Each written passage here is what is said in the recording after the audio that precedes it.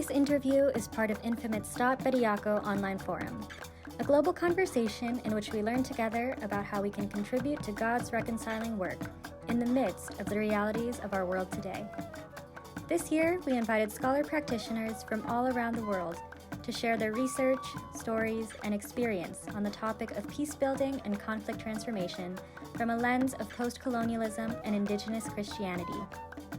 In this episode, Terry LeBlanc shares his presentation on the topic of walking in reconciled relationships, the challenges of Christian history.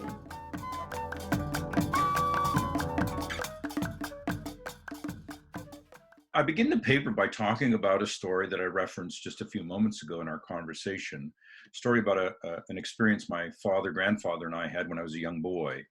And the three of us, I've tried to remember where my brother was during that time, and I can't for the life of me remember where he was, but I remember specifically the three of us, my grandfather, my father, and I, taking a journey across into the province of New Brunswick in Canada, driving for a long way in my grandfather's old beater of a car, and getting out at the end of the journey with some fishing gear and a lunch and so forth, and heading off into the woods, into the bush.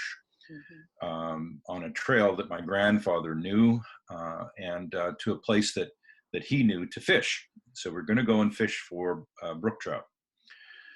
As we headed out along the trail, it didn't take very long for me as a young boy, very young boy.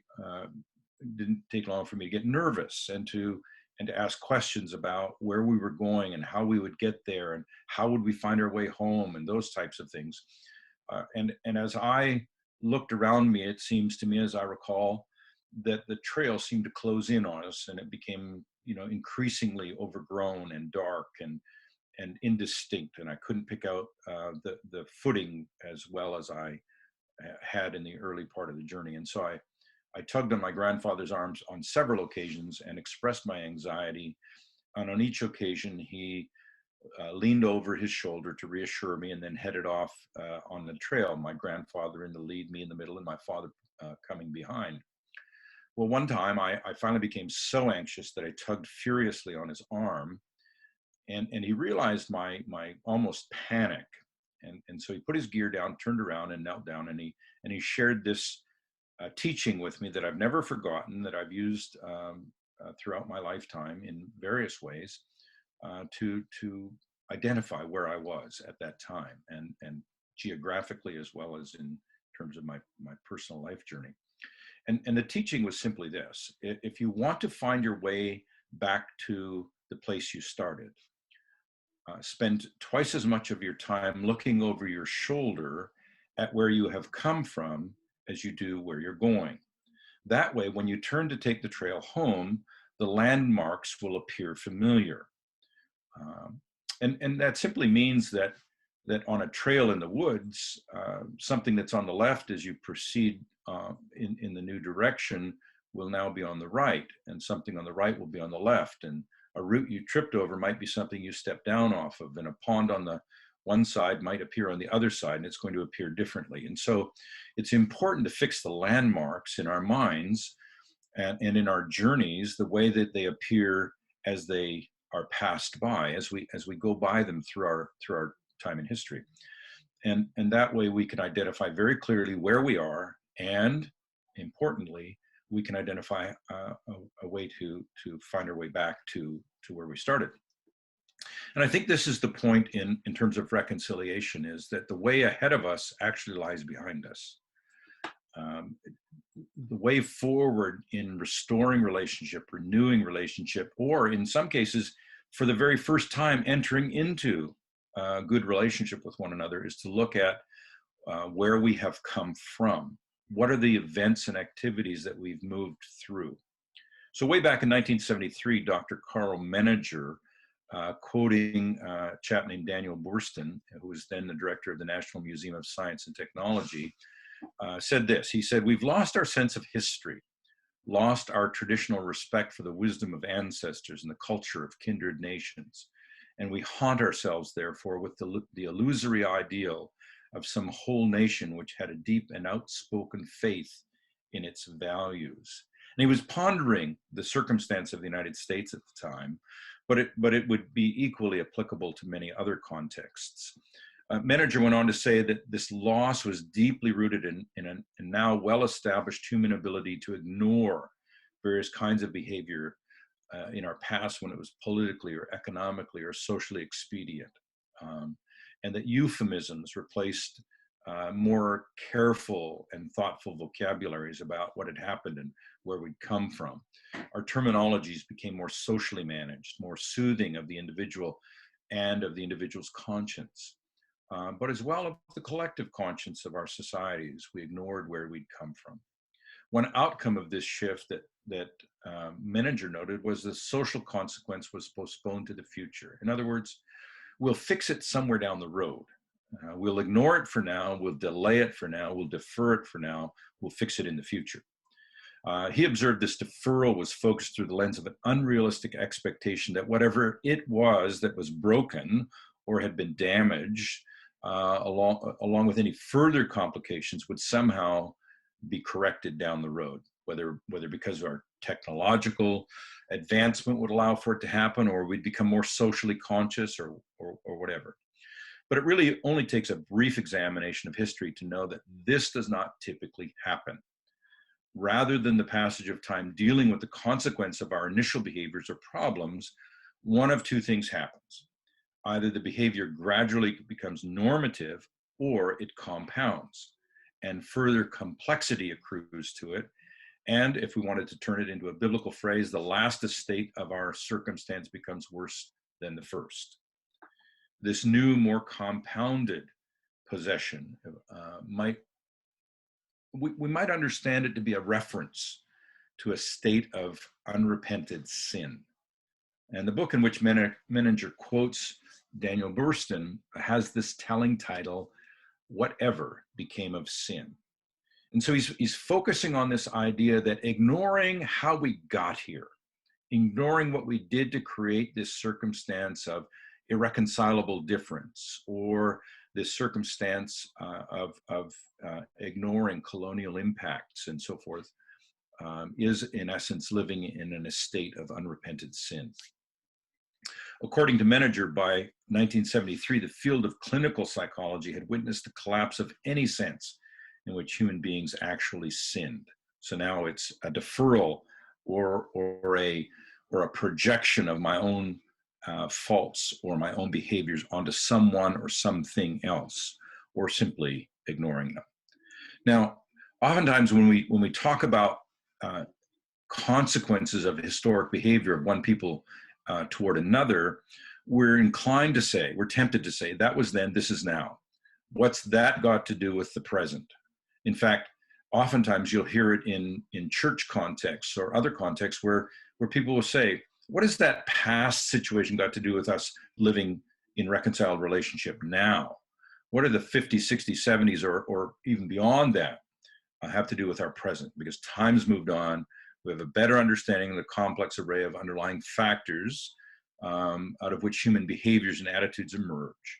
But unfortunately, it's not that simple, because in the case of some people, such thinking provides just enough evidence for Menninger's now decades-old thesis, and they ignore that behavior and live in the consequence of that unrepented sin. So the answer in our search for a foundation upon which to be reconciled, to build reconciled relationship, isn't located in an unknowable and unknown future, but rather in the complex and intertwined constructions of our past. So it's important to know how we got here. So Gregory Boer further buttresses Menninger's 1973 argument with his observations of an increasingly common human condition of depression and melancholy. Now, to be sure, he's placing this mostly in his research in Western societies, but he argues that this condition is related to the human tendency to create a less factual, more palatable history so as to cope with what has become unfathomable about its consequences in our present. So he says, we currently understand that memory serves us only in the sense that we do remember, not that we remember accurately. Stern instructed us that historical truth is established by what gets told, not by what actually happened. And like Hillman, Stern thought that the past is in one sense fiction. We therefore invent histories condemned as a bar to obsess on the past, looking back as if to enable us to see forward. History becomes a savior, a place to solidify our present idioms or ideologies, and a place to rectify what is currently unrecognizable to us. Even dilemmas we cannot fathom. We replay our own personal history to better understand and accept ourselves in the present time if we are to move toward health and well-being. So that our distortions of the past, our reinventions of history, are simply recognized then as our attempts at reinventing ourselves and creating our future. But we need our historical thinking to be accurate and reflective of what actually happened. If Menninger and Boer are correct, they would appear to describe two potential causes for Euro-North American and other Western European difficulties in reconciling with indigenous peoples or other colonized peoples. The first is quite possibly the loss of any sense of wrongfulness of colonial North American or other Western colonialism, not just in its events, but its attitudes and policies. And so if we look at legislations and documents in Western nations around the globe, we'll find attitudes and policies expressed in them that people at the present time look at and say, well, they weren't wrong. They were people of their time, as it were. Now, this creates and maintained an unwillingness to change, and it still does today for many people. It was either drive blindly toward the future, the past fading into obscurity with the consequences dealt with in some kind of hoped for future, or there was this idealizing of the past so that it became something that never really was, as Boer and Menninger have noted. And it neutralizes it then for any need to address the errors that it contained. So the second option, though, might be that the loss in the dominant Western society of a sense of sin and the attending prevalence of melancholy somehow fosters the constant repackaging of the plight of indigenous and other colonized peoples as anything but sin. And as a result, Euro-North American and other Western folks are provided the means to avoid responsibility. So many times I find myself looking at someone who's looking back at me and thinking to myself, I wonder what he or she is thinking. And while to some, at least admittedly, I do not look overly indigenous, the same reaction is nonetheless true for those of us who do look like authentic cowboy Indians. There's a suspicion of indigenous peoples born out of an ignorance of our common history and framed in stereotypes.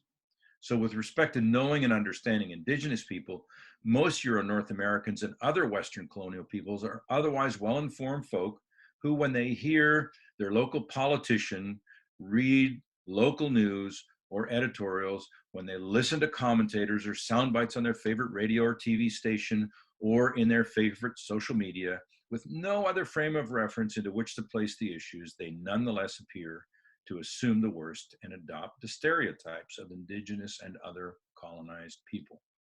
And it's not simply a lack of knowledge of history. And that's a roadblock to significant effort for all of us to be reconciled. So when it comes to conversations around reconciliation and just what that might mean, I think we must inevitably begin with the need for a fuller education concerning how we got to this place in our common history. And yes, I know that sounds trite, and I think it's probably something many people have heard before, but it is what's necessary, and it is in significant measure what many commissions in our various Western nations have sought to bring forward, whether it's the Truth and Reconciliation Commission in South Africa, or its similar expression here in Canada, or other parts of the globe like Australia, New Zealand, South America, Central America, and so forth. What compounds the issue today, unfortunately, is the shift in demographics as newcomers move through the globe from one land to another. They're now no longer of largely European descent as a part of the early colonial peoples, or Euro-North American or Euro-Australian or what have you. They are now coming from other lands and places where their connectedness to their new homes, colonial experience is tenuous at best. So whether early immigrant or more recent, however, many, if not most people in Western contexts that were colonized continue to labor under the myth that this is whatever nation. So in Canada, people would say, well, this is Canada. This kind of stuff didn't happen here. Or this is the United States. It didn't happen here. Or this is Australia. It didn't happen here. And it's therefore different than you would find in any country within Africa or India or Southeast Asia or other parts of the world where colonial experiences were just as ravaging of its original inhabitants. So Western nations can often simply think that the nation itself sprang from the ground ex nihilo as a construction of hard work and colonial people's ingenuity, without recognizing that there is a very clear connectedness between what is currently in the situation of indigenous and other colonized peoples and the activity of colonization. If we're to be reconciled, and that's what the second major concern for us is, first it's about how do we recognize how we got here, and now it's about how do we be reconciled. It can't be based on that was then, this is now, get over it kinds of conversations, nor can it be yet another expression of just become like us and fit in. In other words, assimilation or integration as a result of the colonial experience and as a means of addressing colonial stereotypes and colonial oppression, etc., is not satisfactory. In the land that I live in, we're all treaty people, whether we're Euro, North American, Ghanaian, Sri Lankan, or First Nations. If you've moved to this land that we call Canada, then you're a treaty person, because the treaties that we and our forebears signed together describe the way we'd live together in this land that we now call Canada. And it wasn't an assimilative expression of relationship. So here in Canada, we must now come to grips with not just how we got here, but why we're staying in this awkward, intense situation in which we continue to find ourselves. And the same is true throughout the globe in colonized contexts. The colonized peoples who are seeking to understand how they got there and assert their identities and their rights as people cannot continue to be the focus of yet another act of integration and assimilation to some foreign way of thinking, irrespective of the fact that this is the 21st century. So then the question is, what has this to do with the church and reconciliation? So when it comes to the wider church's engagement with people in various lands, looking over our shoulder is critical, since cultural conflict arose quite quickly in the life of the church. In fact, you could say that Jesus had only just risen and ascended, the Great Commission just newly given, the church just beginning to realize growth among the nations, and this conflict strikes when believers from the sect of the Pharisees come down to Antioch to say essentially to the Gentiles, you must become like us first, and then you become followers of Jesus. Then you can become Christians. So the Council of Jerusalem is convened and listens to both sides of the argument presented, and finally makes a pronouncement that clearly says there's no singular culture or ethnicity into which we must enter or become transmuted by in order to become faithful followers of Jesus. So the church launches with the cultural issue resolved. Well, sort of. Within a century, the tables have now turned, and the Gentiles are now demanding that Jews renounce their Jewishness so that they can then become authentic followers of Jesus. And the pattern is seen to continue throughout the history of the church and its mission activity. In fact, it seems the exception when some form of cultural coercion, often violent, is not present. So from the mid 300s all the way through until the Reformation era, conversion is more by the edge of the sword of steel than the sword of the Spirit. And in the Reformation, we might like to think that somehow things were reformed, that they were made better, but in fact, you have greater levels of conflict in now increasingly diversified sects of the church. So you might understand this a little better. let me use selected quotes to recreate the trajectory that we took here in this land through the church and its joint history, a centuries old history upon which it has largely continued to the present day. So in the thinking of the earliest period of contact, we find a clear telling description of intent on two of numerous other occasions where he and other early colonials and missionaries would reflect on the purpose for which they had come to the New World. Jesuit missionary Pierre Biard notes, and I quote, "If they are savages, it is to domesticate and civilize them that we have come here. If they're rude, that should be no reason that we should be idle." He goes on to say, "So just as we must proceed with the temporal, as it is convenient to do, so in the same proportion with the spiritual, catechize, instruct, educate, and train the savages properly and with long patience." So contained in this brief statement of their mission, which could be repeated in countless numbers of contexts around the globe, Jesuit Pierre Biard captures the core of the problem: thorough assimilation into a Eurocentric Christian world and worldview, while simultaneously pursuing the task of their monarch, temporal gain. That's their objective. That's their purpose.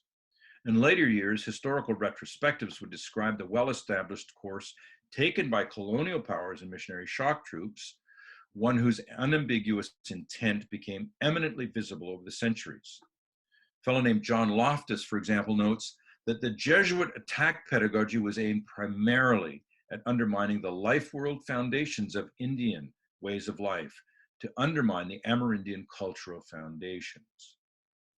Now, lest we would think this is simply a Jesuit issue locked in a particular era, as we move forward in time, we can see the same attitudes reflected in those who would follow, Jesuit or not, missionary or politician. Canada's first Prime Minister, for example, when confronted with First Nations and Métis disagreement with the collusion of his government to continue nation building at their expense, exclaimed in Parliament, "Indians are simply living on the benevolence and charity of the Canadian Parliament, and as the old adage says, beggars should not be choosers."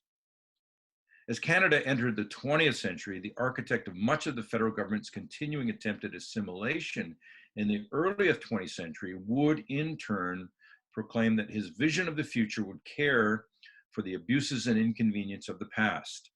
Duncan Campbell Scott, then the director for, or the superintendent of Indigenous Affairs, proclaimed almost triumphantly, albeit prematurely in Parliament, that it is the opinion of the writer that the government will in time reach the end of its responsibility as the Indians progress into civilization and finally disappear as a separate and distinct people. Duncan Campbell Scott envisioned a future where the Indian problem would be cared for through the consistent implementation of government policies as they had been implemented to date. Time would care for the rest. Nor has it changed in any significant way today. Our previous Prime Minister, just a handful of years ago, Prime Minister Stephen Harper, made this quite clear in his inability to assess the true nature of Canada's history. At the G20 summit, he was heard to say, and I quote, "Canada remains in a very special place in the world. We're one of the major developed countries that no one thinks has any responsibility for this current economic crisis." He's speaking in 2008. In fact, on the contrary, they look at our policies as a solution to the crisis. We're the one country in the room everybody would like to be. We are one of the most stable regimes in history. I love that word, regimes in history. We are unique in that regard. We also have no history of colonialism.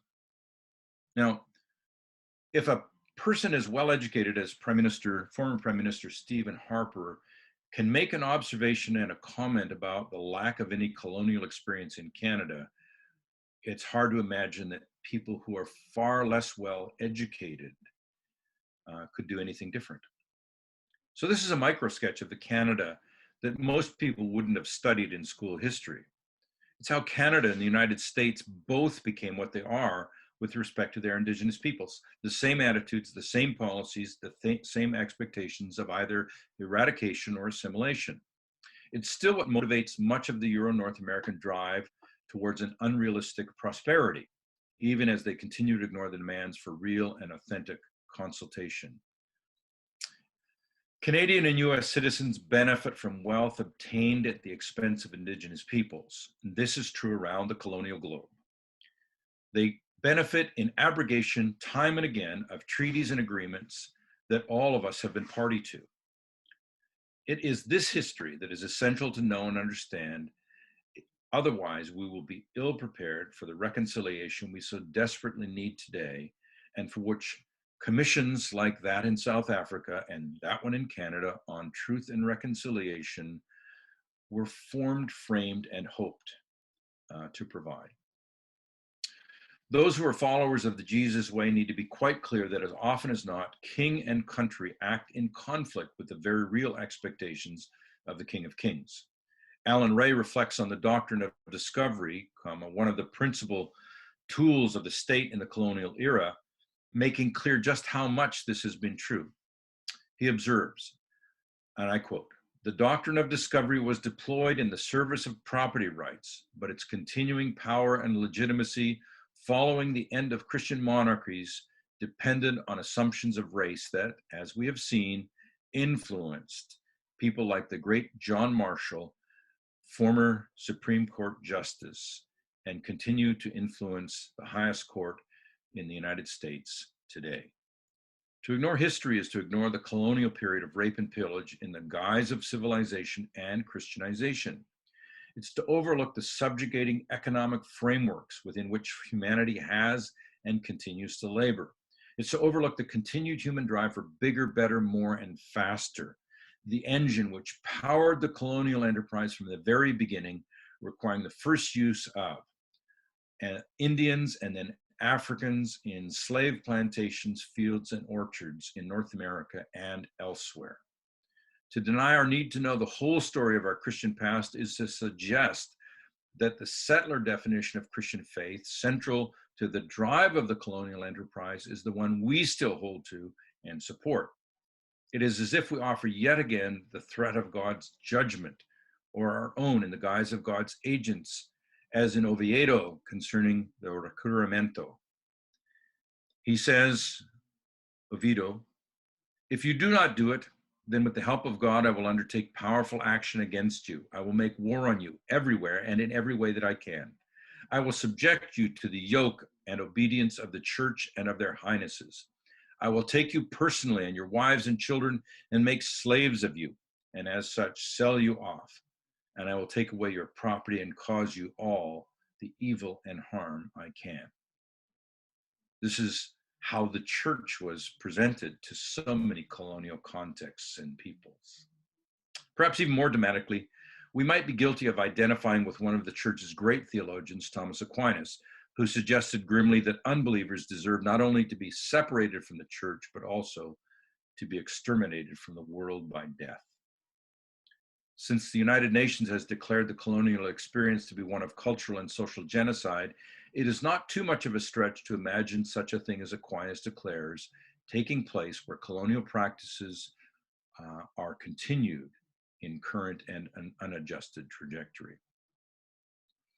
Equally important is that we be honest about the continued intransigence toward reconciliation by many Christians.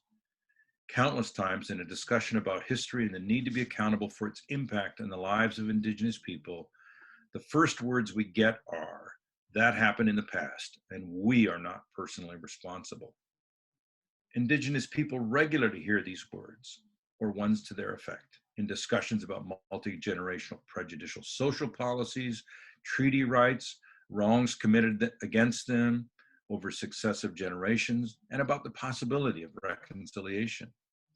More often than not, these words are offered by people who, while acknowledging past wrongs, want or need to find personal distance from responsibility for having maintained the environment in which these wrongs originally and now continue to take place. These are words of personal exoneration, which, while they may seem reasonable and even justifiable, give voice to the idea that while they enjoy the privileges provided to them by the decisions of their forebears, they hold no personal responsibility for their actions, those that created those privileges. On the surface, this way of thinking would appear to be reasonable and understandable. After all, they weren't alive when this all started, and that is true. But when we look below the surface, we find that the same ideas that gave rise to the original wrongs and injustices still exist today, albeit in modified form. Often in the day-to-day behaviors of these very same people, we continue to find willful ignorance, apathy, judgment, and stereotyping.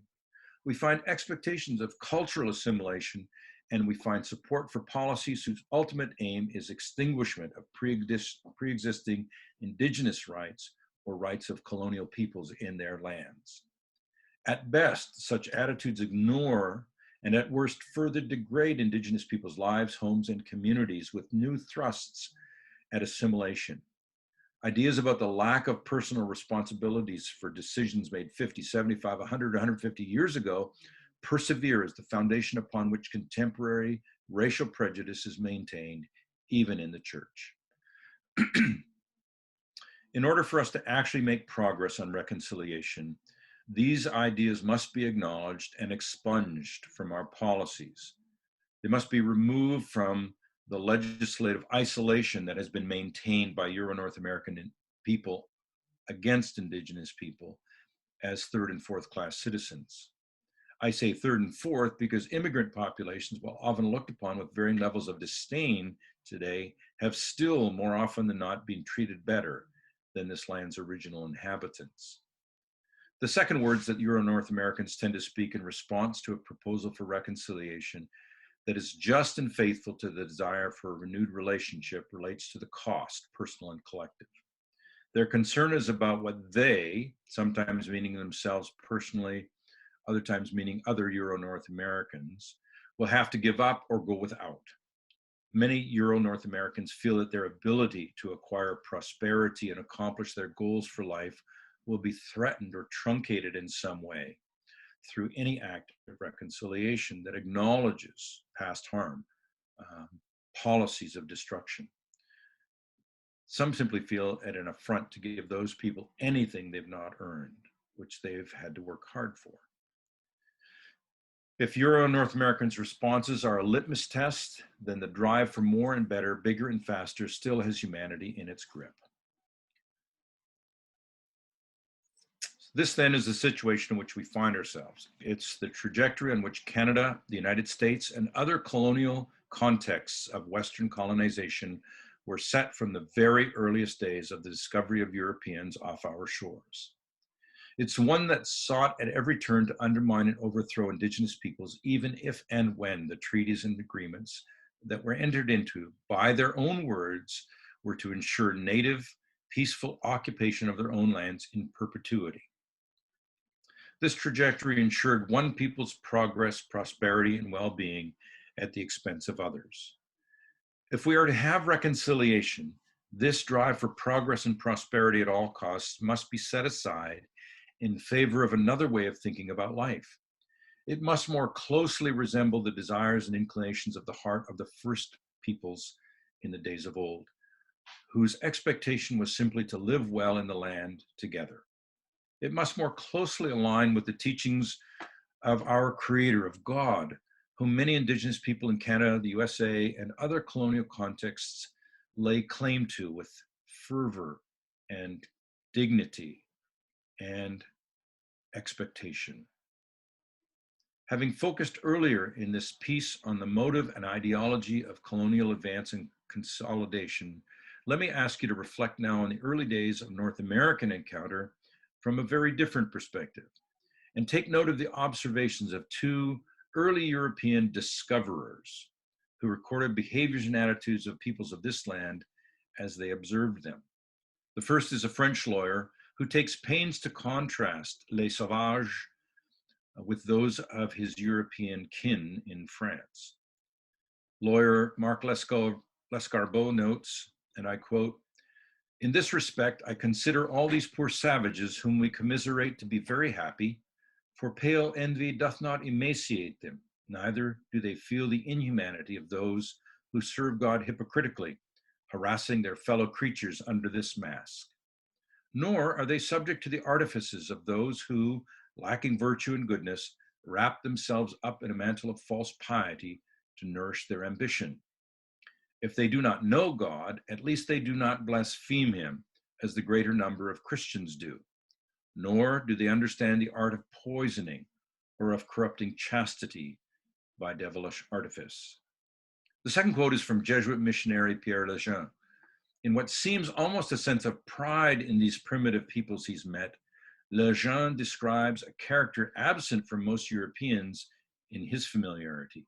He observes this, and I quote, "Moreover, if it is a great blessing to be free from a great evil, our savages are happy. For the two tyrants who provide hell and torture for many of our Europeans do not reign in their great forests. I mean ambition and avarice. As they have neither political organization nor offices nor dignities nor any authority, for they only obey their chief through goodwill toward him, therefore they never kill each other to acquire these honors. Also, as they are contented with a mere living, not one of them gives himself to the devil to acquire wealth." In these and 1,000 other such observations contained in early contact literature, we're presented with a more balanced view of Indigenous people than the one that most history books and most contemporary Western European colonial folks portray. In these descriptions, even with period and context considered, we glimpse what has been lost, a way of thought and life that by colonists' own admission resembled the Sermon on the Mount more than European Christians' unbridled drive for bigger, better, more, and faster. Something that still captivates Western influenced ways of life today. So the question becomes, with whom do we as Indigenous people want to be reconciled? And the question to Western folk is the same. To whom do you wish to be reconciled? The image that you've portrayed, which is stereotypical, people degraded, people in need, people with little to offer, or with people whose ancestry, history, and context, their historical being was more than you imagine. So there's more to the paper. I'm looking forward to hearing you as you read through it and make your comments on it. And may God bless. This was Walking in Reconciled Relationships, The Challenges of Christian History by Terry LeBlanc, offered for Infamous Stott-Bediako Forum on Peace Building and Conflict Transformation from a lens of post-colonialism and Indigenous Christianity. Join us for upcoming discussions on the topic, and tune in as we continue to share rich reflections from scholar practitioners from around the globe.